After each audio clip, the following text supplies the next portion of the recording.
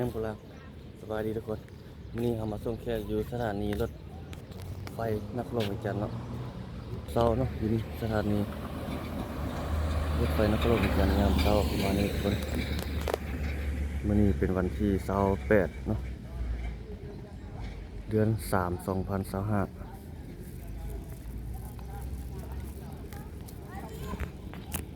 เพิ่นมีอยู่นี่ทุกคนมีเพิ่นจะเฮ็ดปรับไม่ยังอยู่นี่แหละมันเป็นกำลังที่แปลงนี่เนาะน่าจะเป็นห้องการไม่ยังจักอย่างนี่แหละเรือไม่ยังเนาะนี่ปรับปรุงแบบนี้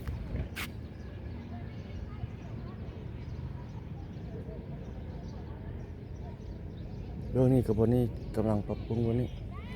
แล้วก็อยู่จุดบนนั้นอีกจุดหนึ่งบนสังกะสีสีฟ้า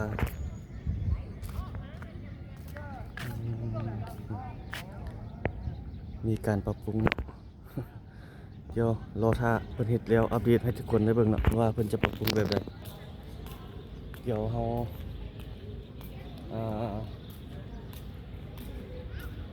เก็บภาพการสัญจรอยู่นะเขาเราไปแจ้งให้ทุกคนได้เบิ่งอีกอันนี้เพิ่นเขียนตรงนี้ก่อนนี่ห้องการเนาะนี่ห้องการสถานที่ก่อสร้างก็นะผ่านทางอ้อมขอบห้างของการรถไฟลอยจีนครั้งที่2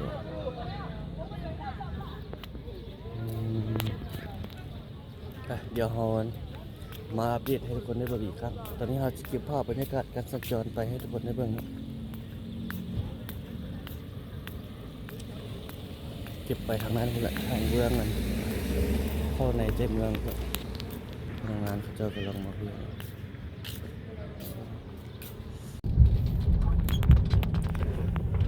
โอ้ทางนี้เขาเจ้าก็มีการเพื่อแปลงเหรอน่าจะเป็นบ่อนจอดรถได้นี่ดูนี่เนาะนี่กว้างว่ะพี่ขยายออกแบบนี้ก็ดีเนาะถ้ามันขยายบนจอดรถออกเพราะว่ารถมันเข้ามามันติดหลายขยายออกนี่ก็ดีเพราะว่ามันเต็มนับมือทางหน้าแห้งสีหลายขึ้นอีกเลยแล้วสถานที่รถเข้ามานี่คับแคบหลาย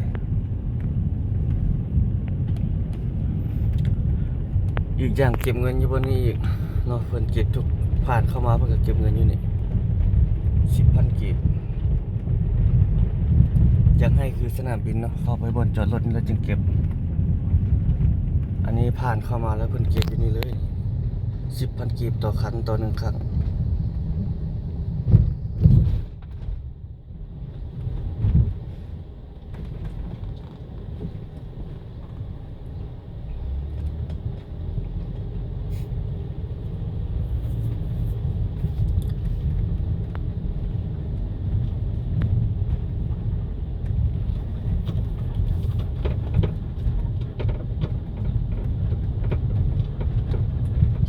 ถ้าเพิ่นแก้ไขก็น่าจะดีเนาะ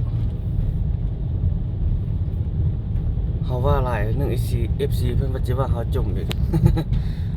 นี่ทุกคนอาหารจีนเขาจังนี่มันเปิดร้านแบบนี้ขายอยู่เนี่ยบ่พ่อค้าคนจีนเฮ็ดทุกอย่างทุกคนบางคืออาชีพเขาเจ้าพอจะได้เงินมีตั้งแต่ขายใส่ล้อแบบนี้แหละตูบน้อยๆไปใส่ล้อสลิงก็มีใส่รถจักรอันนั้นโลกก็มี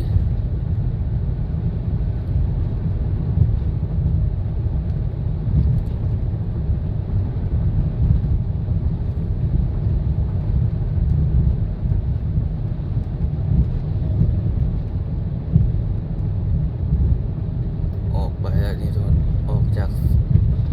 สนามสถานีรถไฟนครหลวงเวียงจันทน์เก็บบรรยากาศการสัญจรยามเช้าในมื้อนี้ให้ทุกท่านได้เบิ่งเนาะอัปเดตบ่ได้ถ่ายจนตื่นแล้วเป็นทิศระเบิดทุกคน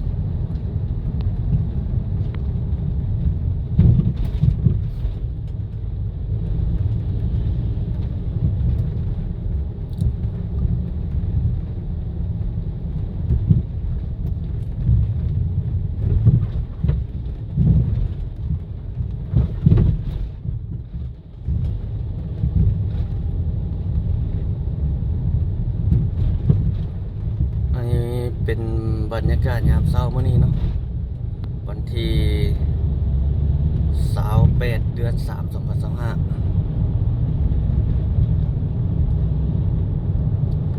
การสัญจรยามเช้าอยู่เขตสถานีรถไฟลาวจีนนครหลวงเวียงจันทน์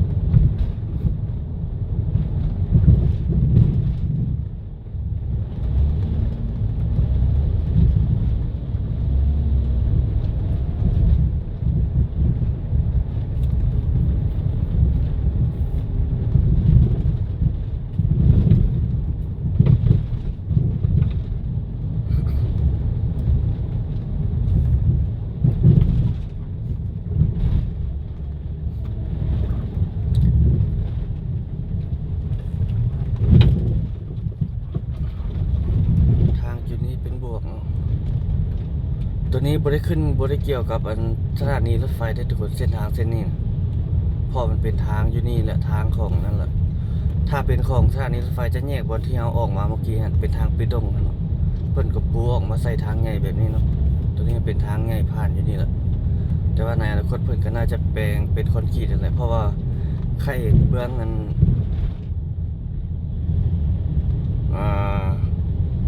ทางเข้าบอดปีเข้าไปสถานีไปเบื้องนั้นไปสอดใส่ท่านน่ะถนนเล็กที่13นะเขตสนามกีฬามันปูคอนกรีตเรียบร้อยแล้วเนาะยังแต่ใครนี่มาใครนั่นมาเบื้องนี่ยังบ่ทันแล้วเถอะยังบ่ทันเฮ็ดเถอะยังเป็นจางอยู่แบบนี้เนาะมันก็น่าจะเฮ็ดในไวๆนี่แหละถ้าเฮ็ดนี่บาดเฮาเข้าไปสถานีได้โอ้มไปทางนั้นพุ่นแหละโอ้มไปทางด้านโน้นเข้ามา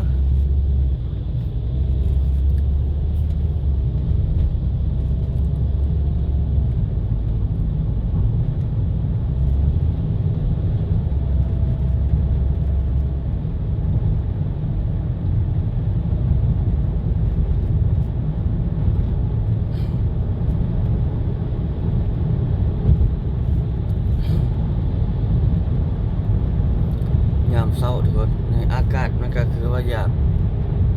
มีเมาเนาะมีหมอกมีหยังเล็กน้อยไปประมาณนั้นเลยเฮาเบิ่งไปทางหน้าเห็นภูเขาตอนนี้6:30เนาะสภาพอากาศ25องศา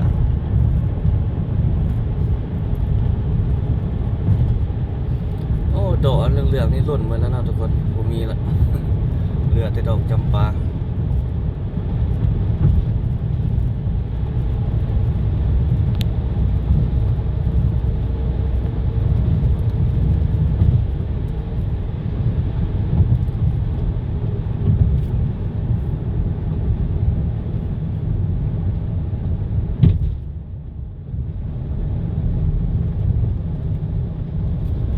ขายข้าวขายน้ำของอยู่ของกิน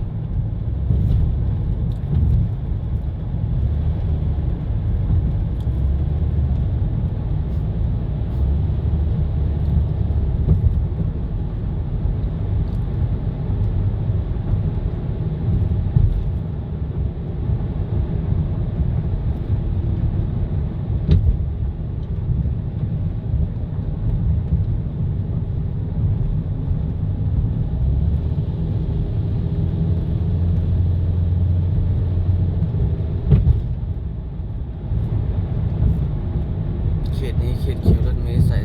ใต้นครหลวงเวียงจันทน์โอ้รถอันเขียวๆเวียดนามมาจอดแถวนี้หลายเนาะ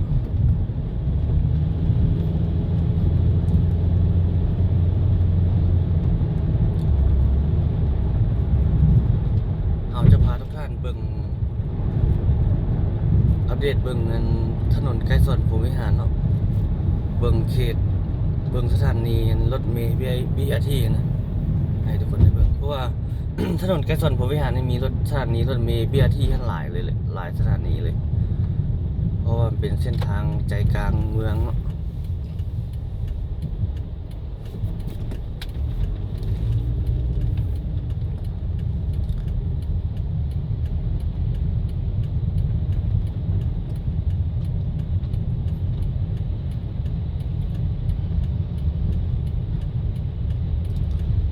เข้าสู่ถนนไกลสดบวกวิหาร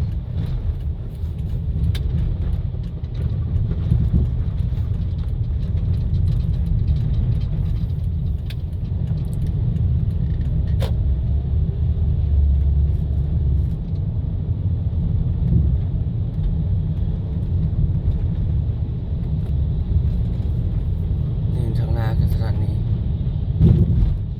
โอ้นี่ประเทศเป็นขอบทางย่างแบบนั้นเนาะขยายได้ประมาณเมตรหนึงขยายออกไป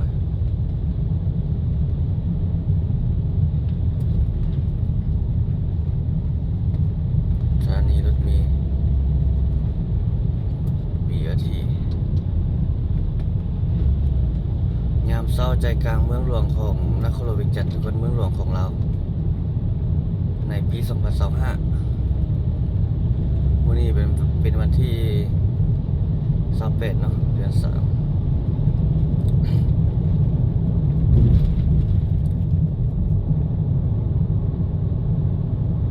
เขามาเจอรถคันนี้ตลอดเขาเจ้าหากลับมาครับผม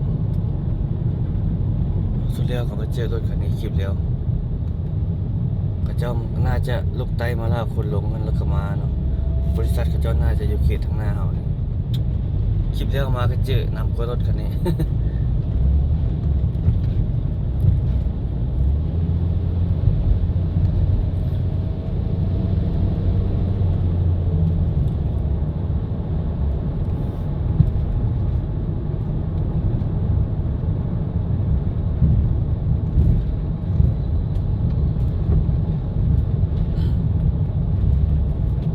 กำลังขยายทางเนาะ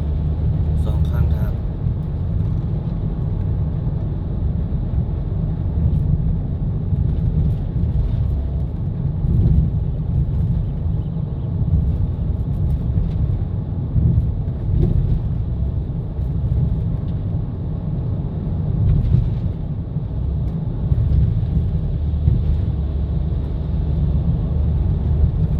ยามเช้าใจกลางนครเวียงจันทร์สองข้างทางนี่ยังมีการเหตุการณ์ก่อเส้นทางเส้นนี้เอื้อนว่ายังมีการก่อสร้างอยู่เนาะทางสถานีรถเมล์ BRT แล้วก็ทางเส้นทางหลักเส้นทางใจกลางเมืองมีหมอกเนาะทุกคนมีหมอกเป็นหม้อๆแบบนั้น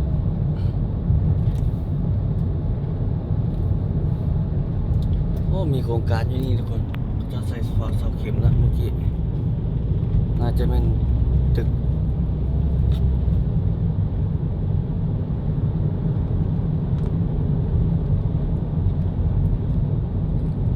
เวียงจันทร์กำลังพัฒนาในปีนี้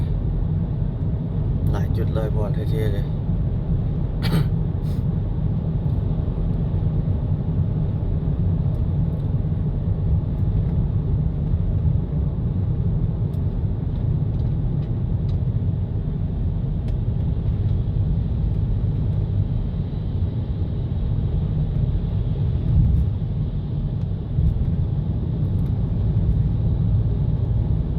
เขาจะเกี่ยวเข้านี่ให้ทุกคนได้เบิ่งทุกคนเกี่ยวเข้าโรงแรมตัวนี้เนาะเข้าไปเบิ่งทางหลังก็จะเดี๋ยวแปลงเป็นมุมกล้องมันกว้างๆจะต้องเอาเห็นใส่ 0.5 จะเห็นกว้างๆเลย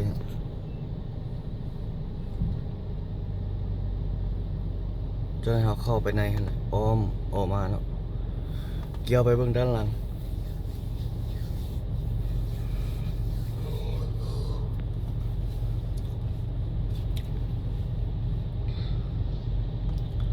ตัวนี้ยังจอดไฟแดง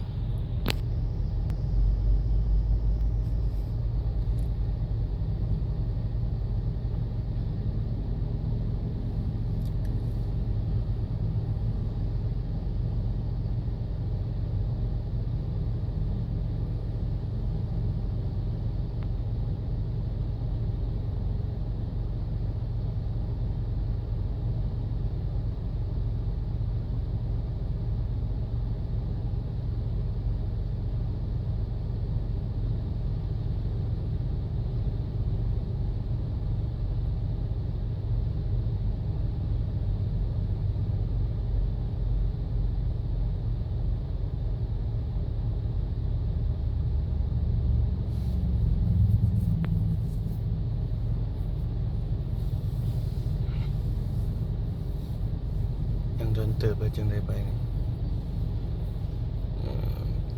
ยังเบื้องนั้นออกมาก่อนเนาะจังเขาจึงได้ไปเบื้องขวามือเขา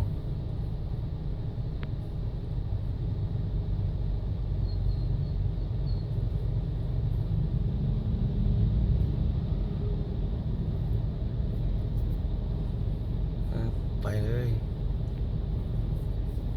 ผ่าไฟแดงก็มี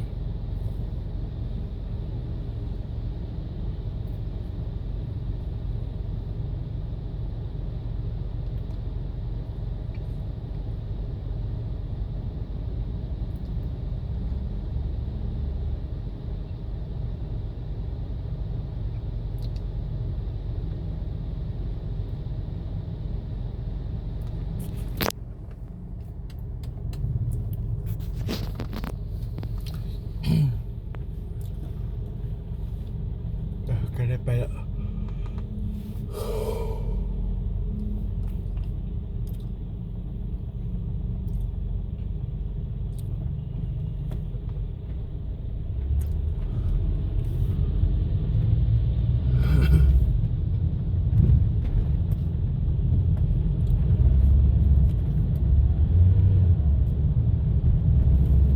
หน้าโรงเรียนเนาะเดี๋ยวเราผ่านเข้าไปเบิ่งทางหลังประเทศเลี้ยวหลายลูก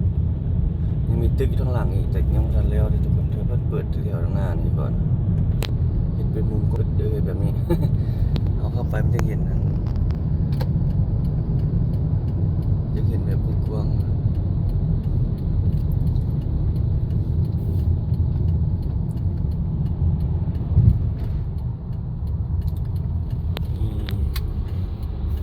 ราชวงศ์อาสานี่เนาะเป็นตึก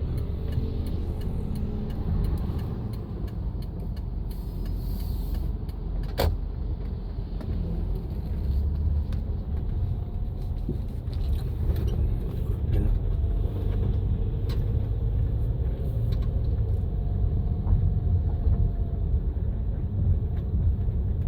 แบบนี้เนาะโอ้0.5เลยเอาใส่ได้มุมกว้างแล้วทางหลังมาประมาณนี้เลยทุกคนเข้ามานี่ตึกข้างหลังอีก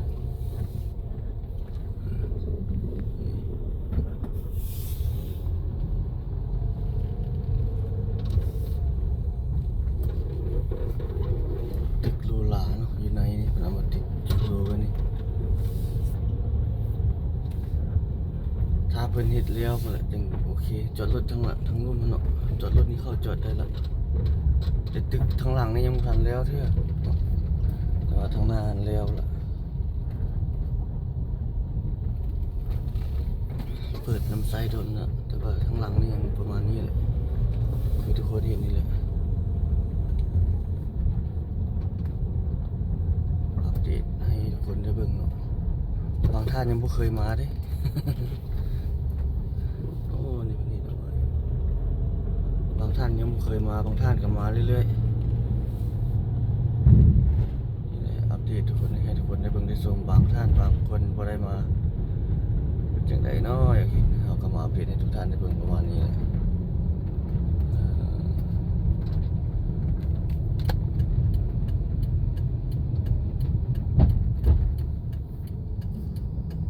ด้านหน้าตึกมันมีทหารมายามเนาะตรงนี้ออกไปแล้วทุกคนวันนี้เอามาถ่ายให้ทุกคนได้เบิ่งกันประมาณนั้นแหละอัปเดตเนาะ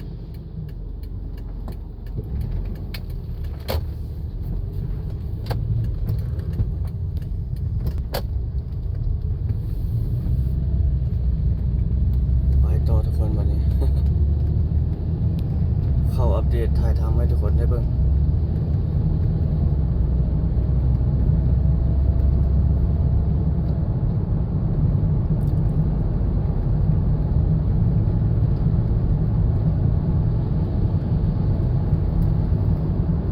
ยามเช้าจะน้อยรถหลายเด้โมงเวียกโมงการสมงเร่งด่วนตอนนี้ประมาณ7 โมงยัง6 โมงยังแม่นละ7 โมงยัง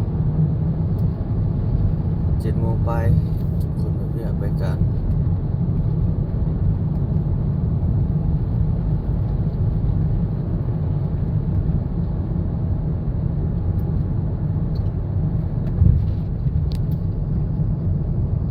โอ้รถผู้แขกผู้แทน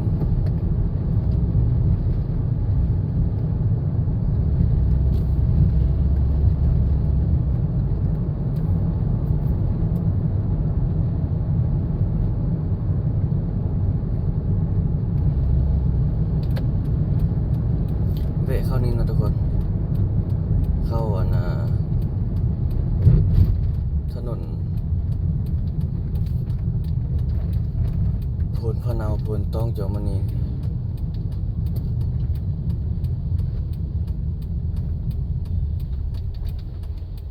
รถคันนี้จอด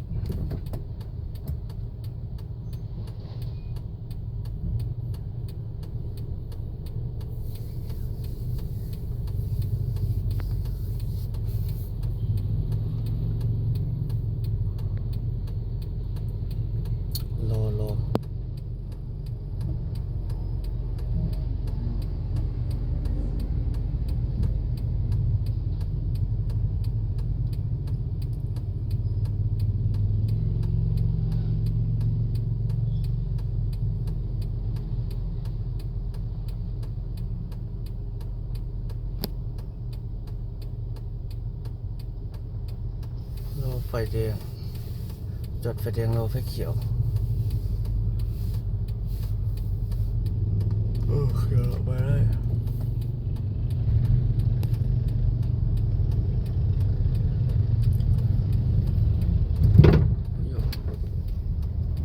นี่เข้าถนนตรงนี้ทุกคนมันเขียนป้ายที่นี่มันต้องพนพะเนาพนต้องเนาะถนนตัวนี้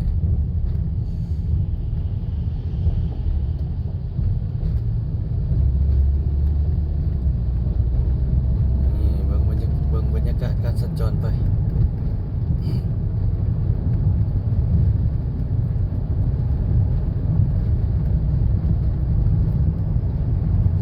การสัญจรยามเช้าในเวียงจันทน์เนาะเบิ่ง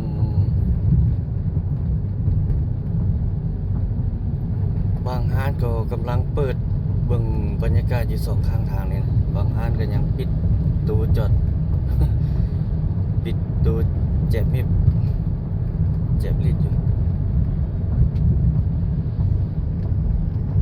เส้นทางเส้นนี้นี่มีธุรกิจห้างมันอย่างอยู่2 ข้างทางนี่หลายอยู่กิจการของคนลาวแล้วก็ทางภายในเนาะ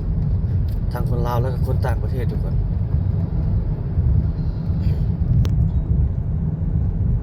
สายนี้ส่วนหลายนี่จะเป็นของคนลาวเขาหลายโอ้คอมบุรีไฟเขียว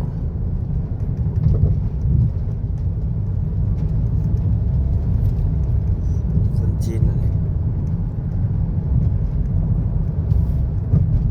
จีนนี่ลูกไม้ยืนกอดมือกอดหลังลมเดียวเลยหลุน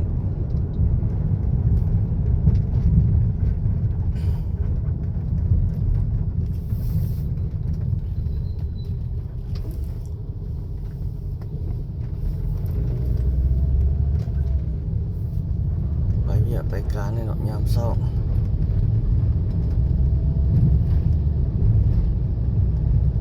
ถ้าผู้ใดอยากไปแบบบ่มีรถหลายไปที่เช้าเนาะทุกคนเนาะรถบ่หลายถ้ามันนั่นไปแล้วรถหลายแล้วไปยาก ลงภูมิใจรถจักรรถใหญ่ซับสนปนเลเดียวไปแล้วเจ้าไข่มันยังไม่เหมาะมันสิ้นวะข้างหน้านี่มีตลาดบนต้องจอมณีทางหน้าเราต้องลงไป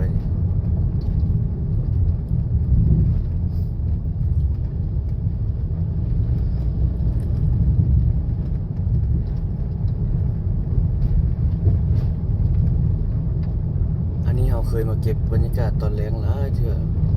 เกตนี้มาตอนแรงมันจะมีรถหลายอยู่เส้นทางเส้นนี้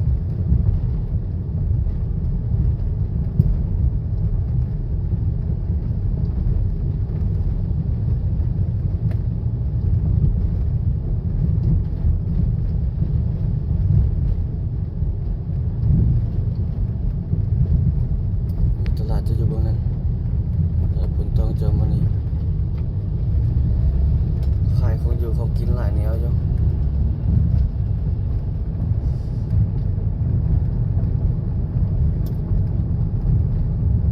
พาทุกท่านเบิ่งบรรยากาศการสัญจรยามเช้าทุกคน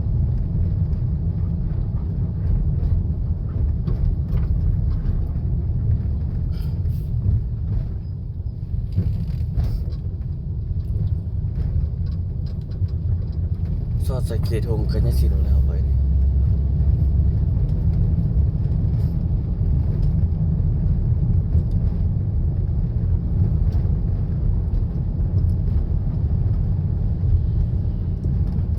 ยามเช้าในเวียงจันทร์ทักทายพ่อผู้ที่ติดตามอยู่ทางภายในประเทศและก็อยู่ต่างประเทศเนาะบางท่านอยู่ต่างประเทศเนาะอยากเบิ่งบ้านเฮาเมืองเฮาปัจจุบันยามเช้าเป็นจังไดเนาะก็ได้เก็บภาพบรรยากาศอัปเดตเรื่อยๆทุกคนเลยถ้าท่านใดยังบ่ทันติดตามก็สามารถติดตามช่องของเฮาไว้ได้เนาะหรือว่าอยากสนับสนุนการเดินทางสักคลิปของเราก็สามารถสนับสนุนได้ทุกคนเนาะหรือว่าท่านใดอยากส่งแสงตำหนิติชมช่องของเราก็สามารถคอมเมนต์เนาะตำหนิติชมมาคำตำหนิติชมของท่านนั่นแหละคือการพัฒนาของเราเนาะตัวใดมันบ่ดีบ่งามบ่โอเคเฮาก็ฟังแล้วเฮาก็เอามาปรับปรุงแก้ไข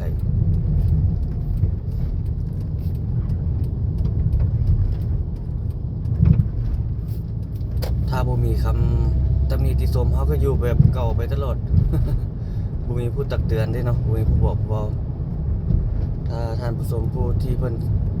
นั้นเพิ่นก็หวังดีเพิ่นก็เว้าเพิ่นก็เม้นมาเฮาก็มีมีการเปลี่ยนแปลงโอ้เส้นทางไปซื้อนี่เพิ่นกำลังเฮ็ดเด้ทางหน้าเจ้าโจ้ท่อน้ำเนาะคิดว่าแปลงนะเข้าไปนี่ไหมกำลังแปลงนี่ไหม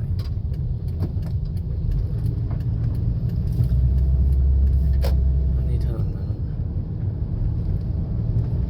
นอนุสวนเจ้าอนุอาจจะเลี้ยวเข้าถนนอาเซียนที่2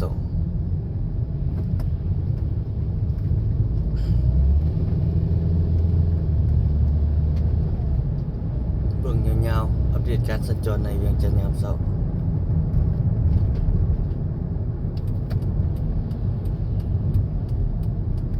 บรรยากาศยามเช้านี้พออยู่ได้ทุกคนมันบ่ฮ้อนแฮง ถ้าตอนสวยไปแล้วโอ้ฮ้อน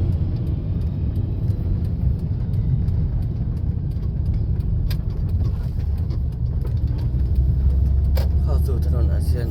ที่2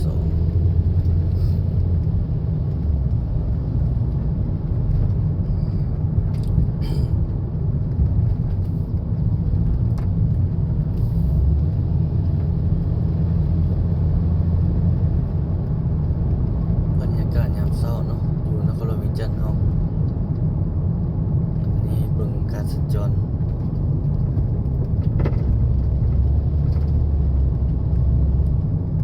นี่เขตตลาดแรงน้องดวงเขตตลาดแรงน้องดวง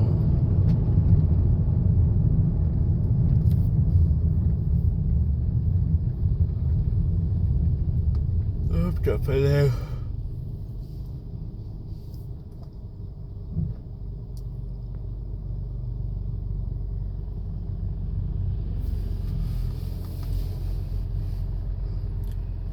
รถจักรไปเลยถ้าเบื้องนี้ออกมาพุ่นน่าจึงได้ไป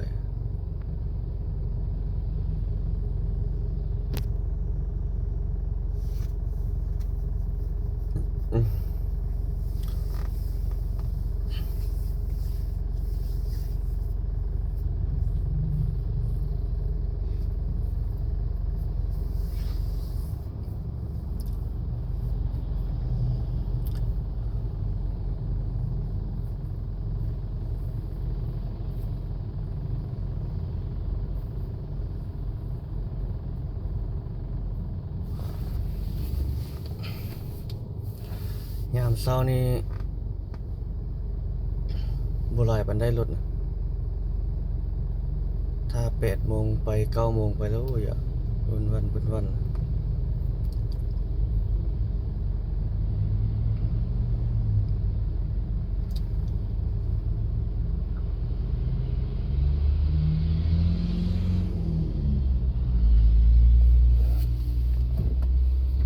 เขียวรถไปเลย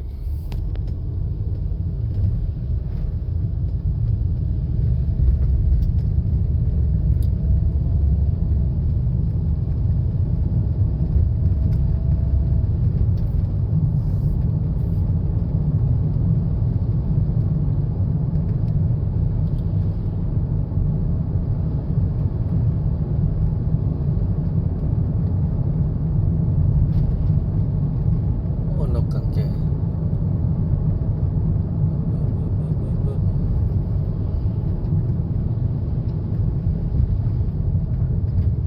โอ้ทางหน้าเป็นครูบามันออกบิณฑบาต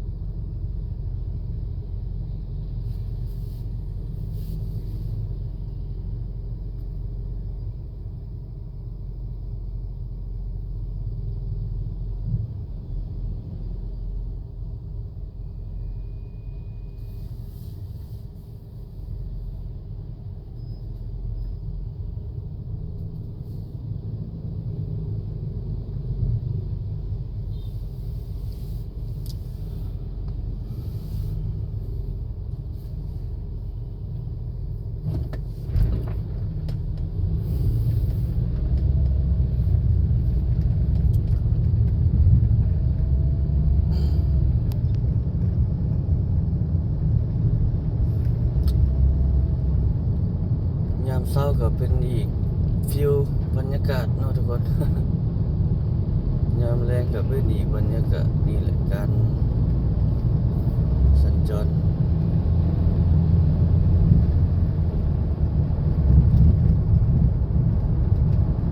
เก็บถ่ายทำอัปเดตไปให้บรรดาท่านได้เบิ่งได้ชม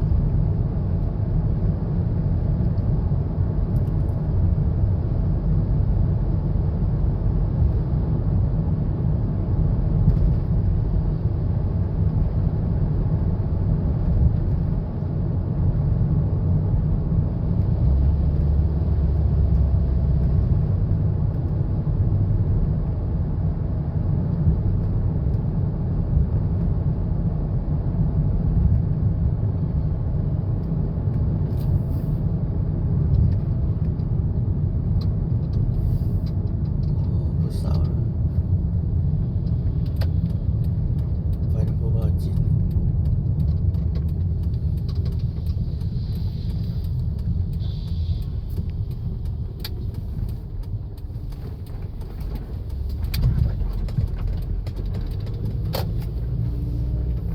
คลิปนี้ประมาณนี้เนาะทุกคน